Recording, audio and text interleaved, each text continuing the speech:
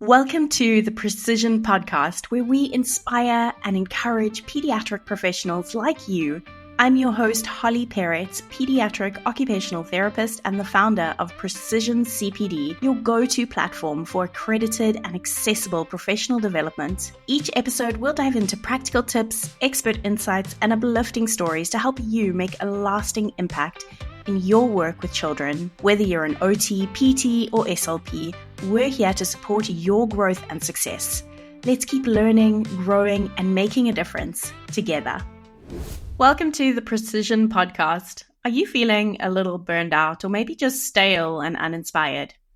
As clinicians, we face many challenges, from back-to-back sessions to no real planning time, and feeling like you just can't get ahead of the ball with the way that kids are presenting your caseload and the dramatic changes with increased information that's available on social media. I host a number of professional development events every year. The main one is the Toddler Play Conference. And every year, through interviewing experts and just the overflow of emails that we receive from attendees about the work that they are doing, I always feel such a sense of wind in my sails. Yes, this generation of kids can easily be robbed of playtime because of it being the screen generation that they live in. But look at all of these professionals that are creating incredible programs that help. Yes, it seems like there are new professions popping up every day, or even social media self-proclaimed experts with nothing more than a certificate of child development that families are really turning to as an alternative to qualified and licensed clinicians. Yes, that's happening. But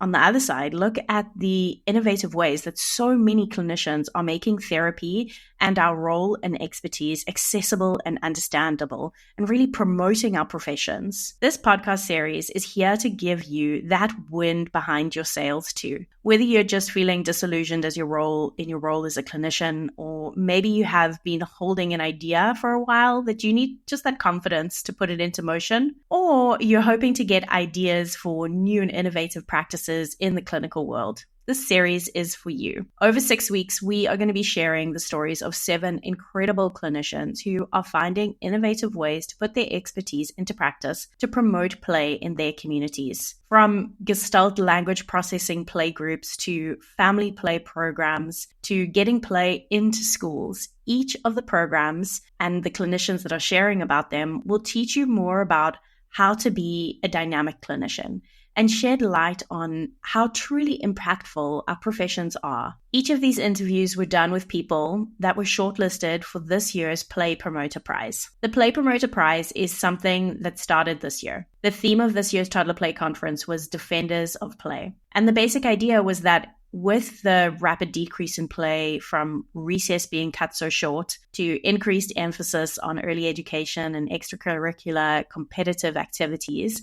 as well as lower value being placed on childhood and increased screen time for kids, the right of the child to play is not really being upheld. I believe that the increases in referrals that we as clinicians are seeing for behavior, regulation, concentration, motor skills, social skills is very much linked to this lack of play for many children. Kids need to play. They need to have freedom to move, to create, and to form all of those building blocks for higher learning and performance. It's a foundational opportunity that needs to be defended for every single child. I also believe that we as clinicians and educators are often on the front line when it comes to parent, educator, and community education around early childhood development.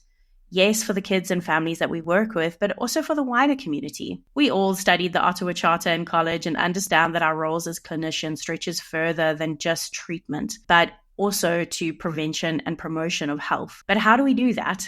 With heavy schedules and caseloads.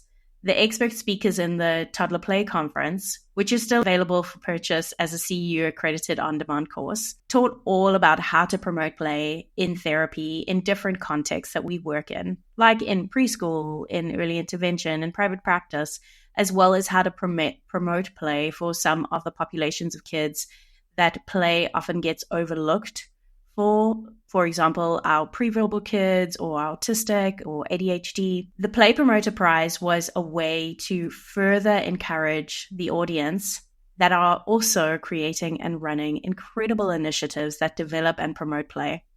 The winner, which will be announced in the final episode, won firstly the recognition of being the Play Promoter Prize winner of 2024 with a flashy badge to boot. They also won $500 towards their program, 2 mentoring calls with me, and will have a special feature on our website. We had some truly inspirational entries, but only a few were chosen to be shortlisted as finalists, and those are some of the incredible clinicians that you'll be hearing from over this series. If you are ready for some inspiration, a boost of confidence, and a good reminder on the power of our professions, head on over and listen to our interviews.